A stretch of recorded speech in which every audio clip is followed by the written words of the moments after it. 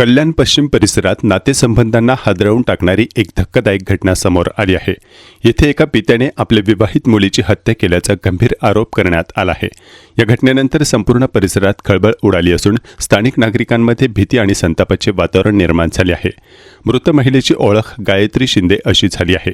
प्राथमिक माहितीनुसार घटना घडण्यापूर्वी घरात काही कारणावरून वाद झाला होता। त्यानंतर ही भीषण घटना उघडकीस आली। आरोपानुसार पिता विनोद वसईकर यांनी आपल्या विवाहित मुलीची हत्या केली आणि त्यानंतर घटनास्थळावरून तो फरार झाला। घटनेची माहिती मिळताच बाजारपेठ पोलीस स्टेशनची टीम तत्काळ घटनास्थळी दाखल झाली। पोलिसांनी घर आणि परिसराला घेराव घालत तपास सुरू केला।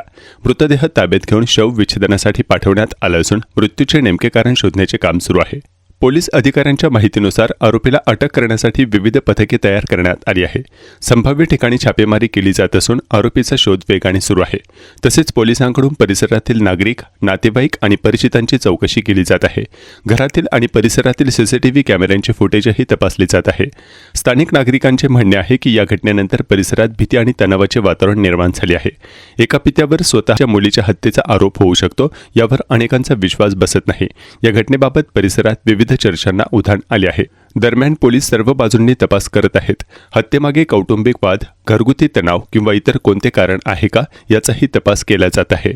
आरोपीला अटक झाल्यानंतरच संपूर्ण प्रकरणाचा स्पष्ट उलगडा होईल असे पोलिसांनी सांगितले आहे।